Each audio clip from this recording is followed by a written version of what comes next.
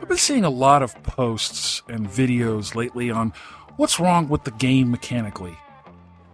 And I've had comments that I, or anyone else for that matter, shouldn't be praising a game at any level because of the issues a specific game has. Some comments suggest not playing the game until everything is fixed. Others suggest the game is entirely unplayable because of a handful of issues. If you're waiting for a live service game to launch perfectly, no bugs, no balance issues, no rough edges, you're waiting for something that doesn't exist and never will. Not because developers are lazy or ignorant, not because studios don't care, that's a different animal altogether, and not because publishers secretly enjoy ruining your fun. It's because that idea, a perfect live service launch, is fundamentally incompatible with how these games actually work. And if you don't understand that, every launch is going to feel rushed, every patch is going to feel incompetent, and every bug is going to feel as if the devs aren't even trying anymore. Live service games are always messy, and that mess is unavoidable. And the perfect game everyone keeps asking for is a fantasy. Let's find out why.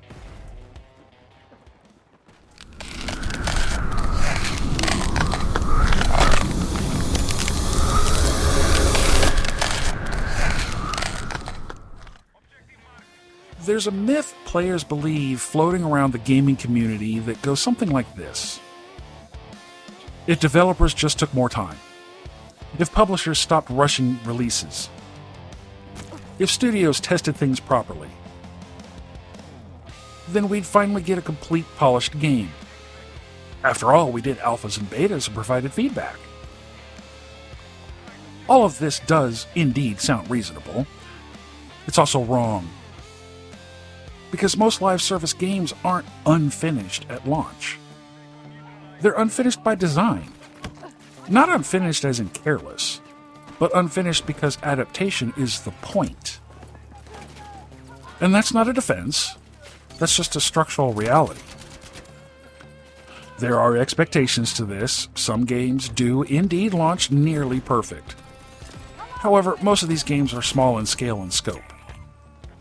Sometimes you get this gem of a game that simply just worked perfectly.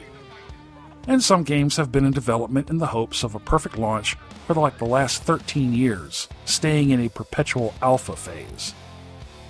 Now, that's an extreme example, and it's more nuanced than waiting for it to be perfect, and it would be a series of separate videos if I was so inclined to cover it.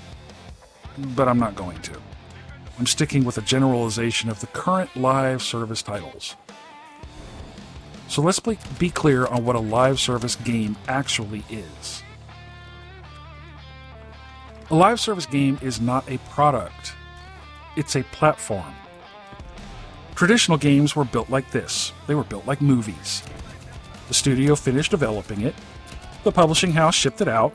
The majority of the studio moved on to other projects within the publishing house. A small group stayed behind for quality of life patches. Once the game is established and stabilized, some of the devs came back to work on any DLC that may have been on the roadmap. If the game made money, DLC was released. If it flopped, the devs and publishing house generally moved on to something else. Live service games are built like infrastructure. They launch, they adapt, they evolve, or they die. That distinction matters. Because the moment a live service game goes live, development doesn't stop. It just changes form. Before launch, developers work in a controlled environment, with internal builds, limited testers, and let's be clear here on this part, the internal testers are more often than not a specific fan of a game. They are simply software testers. The devs provide instructions to the testers about what they need to do within the software to make sure it's running as designed at that stage. Once they iron out any kinks from that test, they move forward with inviting players to alphas or betas. And then you have predictable hardware and simulated behavior. After launch, All of that disappears. What I mean by this is the devs have moved to the next phase of development. QA cannot save you or the game. This is where a lot of players misunderstand the reality of game development. QA testers are not there to find every bug. That's impossible. They are there to test systems, verify expected behavior, and catch reproducible failures. What they cannot do is simulate millions of human beings. No studio on Earth can simulate millions of hardware combinations, thousands of network conditions, players intentionally trying to break systems, or meta-chasing behavior that didn't exist yet. QA can test systems. Players, however, test the reality of the game. And chaos always wins. The second a live service game launches, three things happen immediately. Scale explodes. Internal testing might involve hundreds of machines. Launch day involves millions. Behavior changes. Players do not play like testers. Players exploit, optimize, stack systems, and tunnel vision objectives in ways developers cannot fully predict. And then you have data becomes real. Assumptions turn into evidence. Balance theory turns into math. Edge cases stop being hypothetical. Exploits are found in hours, not months. This is why bugs appear, in air quotes, out of nowhere. They didn't come out of nowhere. They came from scale. Live service games are built like aircraft or automobiles. They're tested on the ground, but the real test is the first flight or first drive. Now, I feel that this is the point where I need to provide some context. Remember, folks, I'm covering the idea in a general way. Going over specifics would either have me drone on for 4 hours or more, or I make a series of videos about this specific topic. And nobody really wants that. So yes, I acknowledge things are often more nuanced than this video implies. And yes, there are exceptions of launches that I'm sure, even after acknowledging it here, people are going to trip over themselves to provide examples as counter-arguments. Let me save you the time. You don't have to. With the average live service game, you have some things you need to consider. Fixing one thing usually breaks another. And by that, a dev team could fix one problem, and this fix could, and oftentimes would, change things like load distribution. This is where a glaring bug fix addresses something and the code shifts the load somewhere else. Then you also have to take into consideration player behavior and network stresses. Games are not a collection of independent features. They are interdependent systems. When you adjust movement speed, weapon damage, server tick rate, spawn logic, basically when things are nerfed or buffed, these patches and updates is like playing whack-a-mole, because code is modular and interdependent. Every patch is effectively, we fixed 10 known problems and discovered 3 new ones. That's not incompetence. That's complex systems theory.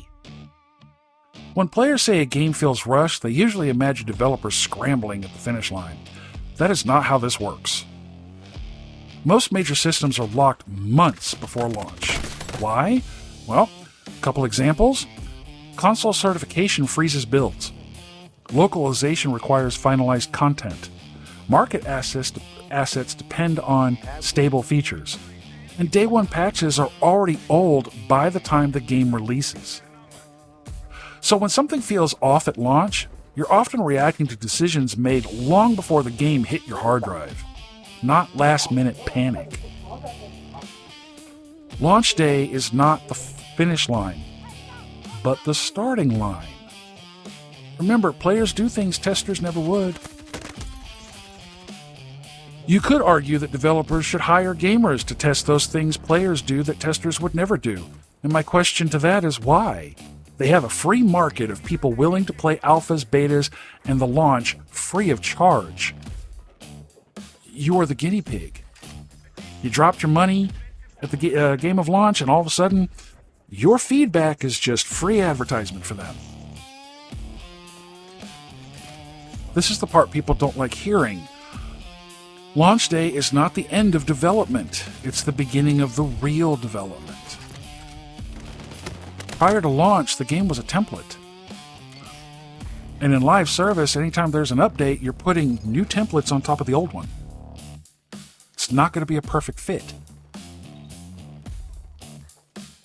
So before launch, you have data is predicted, balance is theoretical, stress is just simply simulated. After launch, however, the data is undeniable, exploits surface in hours, as I stated before, and player behavior rewrites the priorities. A live service game that doesn't change after launch is not stable. It's dead. If a live service game launched perfectly, it would mean no one is playing the game in the way real players actually do. There will always be a desync issue, a hit detection complaint, a balance outlier, an unintended interaction. Always. Because complex systems never reach a final perfect state. They oscillate. Every patch is not a solution, it's a course correction. Fix 10 things, discover 3 new ones, rinse and repeat. That's not failure, people. That's just maintenance. Here's the part that nobody wants to admit. There's no such thing as a perfect game at launch because players do not agree on what perfect means. What feels right to high-skill players breaks onboarding. Casual players frustrates veterans. Objective players annoy fraggers. Balance is a compromise, not harmony. A perfect game for one group is a broken game for another. A lot of launch frustration doesn't come from bugs. It comes from misaligned expectations. Players often expect finality, stability, and completion.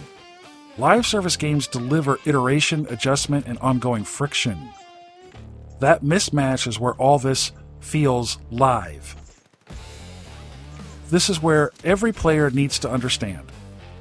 If a live service game launched perfectly, it would mean nobody was playing it in unpredicted ways. And that would mean no innovation, no meta shifts, no long-term survival. Perfection would be a warning sign. So what does this actually mean for you? It means bugs are indeed features. Rough launches are not proof of incompetence. Change is not evidence of failure. It means understanding the difference between broken, unfinished, and evolving. And most live service games fall squarely into that third category. Look, I'm not suggesting you take a game as is and like it. You don't have to like every patch. You don't have to excuse real problems. And you definitely don't have to defend billion-dollar companies. But if you want to stay sane playing a live service game, you need to understand this. There is no perfect launch. There is no final version until it reaches end of life, and even that is up for debate. And there is no iteration under pressure. Play the game for what it is. Provide feedback on what matters. That requires some patience. And remember, live service games aren't finished products, they're ongoing experiments. Thanks for watching, everyone. I hope this video sparked some good conversation. Before you head out for the day, please check out the video's description. At the bottom is December's Veteran Spotlight, Disabled American Veterans. Please take a moment to check out the link to see if it's something you're interested in supporting. Thanks. And until the next one, out.